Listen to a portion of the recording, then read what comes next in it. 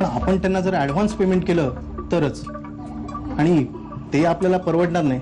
का नाही परवडणार? जर आपल्याला 10% डिस्काउंट देतात म्हणजे आपला फायदा होणार आहे, तर आपल्याला का नाही परवडणार? सर, आपण त्यांना ॲडव्हान्स सगळे पैसे द्यायला आपल्याकडे तेवढे पैसे नाही आहेत ना. 10 करोड रुपये आहेत ना आपल्या अकाउंटवर. हो, पण आपण जर त्यांना सगळं पेमेंट केलं तर मग आपल्याकडे काहीच उरणार नाही. 3-4 करोड तर उरतील. हा, उरतील ना? मग तेवढे बाजूला टाका, बाकीचे सगळे ऍडव्हान्स म्हणून देऊन टाका.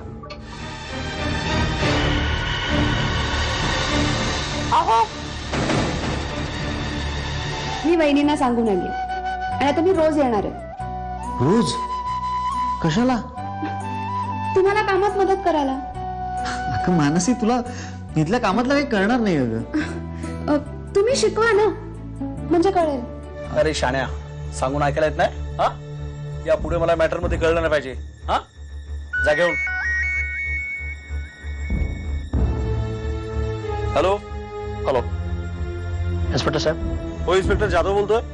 इन्स्पेक्टर, तो भाऊ जामगाडे गेले 2 दिवस माझ्या घरासमोर तमाशा करतोय. आजही तो आमच्या घरासमोर उभा आहे. तुमचं काम गुन्हा घडल्यावर गुन्हेगारांना अटक करणं एवढंच नाहीये, तर गुन्हा थांबवणं हे सुद्धा आहे. Mister Mhatre, I know my responsibility. आम्हाला आमची कामं कळतात. मग कशाची वाट बघताय तुम्ही इन्स्पेक्टर? अरेस्ट हिम. ठीक आहे, तुम्ही काळजी करू नका. मी त्याचा काहीतरी बंदोबस्त करतो. ठीक आहे. माझ्या डोक्यावरचं सगळं टेन्शन हलकं झालंय. म्हणजे असं झालंय तरी काय? आपल्या आसावरी कन्स्ट्रक्शनच्या अकाउंट मध्ये 1 नाही 2 नाही तब्बल 10 करोड रुपये जमा झालेत. काय? येस.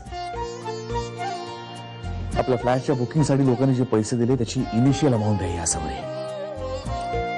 आसावरी, विचार कर, प्रोजेक्टच्या सुरुवातीलाच एवढी अमाऊंट जमा झाली आहे. जेव्हा सगळे फ्लॅट्स विकले जातील तेव्हा काय परिस्थिती असेल? का छळतोयस? कारण मला तुला भेटायचं. आता कशाला? मी दिले ना तुला पैसे. त्याचेच आभार मानायला नको. हे बघ, काही गरज नाहीये. पण मला वाटतं तुझा नवरा आहे का बाजूला? हो. मानसी, ओके ओके, मी तुला नंतर फोन करते. बाय. कोणाशी बोलत होतीस? मैत्रिणीशी. मी यांच्या ऑफिसला रोज गेले तर म्हणजे यांना कामात मदत करायला. म्हणजे तुमची परमिशन असेल तरच. मी कोण परमिशन देणार? ते ऑफिस आधीच आहे आणि तू त्याची बायको आहेस,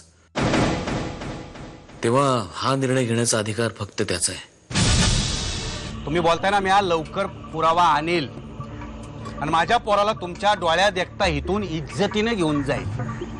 हे बघताय ना, असंच बघत राहाल तुम्ही, असंच. भोंगणाऱ्या कुत्र्यांना भीक घालत नसतो. तुला जे काय करायचं ना कर. मानसी, अगं तू या घरात नवीन आहेस. या घरात प्रत्येक गोष्ट ही दादाच्या मर्जीप्रमाणे होती.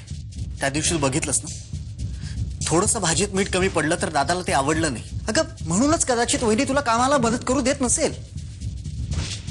पण हळूहळू तूही शिकायला लागशील या सगळ्या गोष्टी. आणि पूर्वी हर्षदालाही जमत. 1 मिनिट. मी हर्षदा नाही आणि मला घर कामात फारसा इंटरेस्टही नाही. माझ्या बोलण्याचं तुम्हाला वाईट वाटत असेल, पण मी अशीच आहे. माझ्या मनात जे असतं ते मी स्पष्ट सांगते, काहीही लपवून ठेवत नाही. आणि म्हणूनच मी ऑफिसला यायचं म्हणते. मी घरात फार वेळ नाही थांबू शकत आणि मला तशी सवयही नाही. दादांची परवानगी मी घेतलीये, निर्णय त्यांनी तुमच्यावर सोपवलाय. मला ऑफिसला येऊन द्यायचं का नाही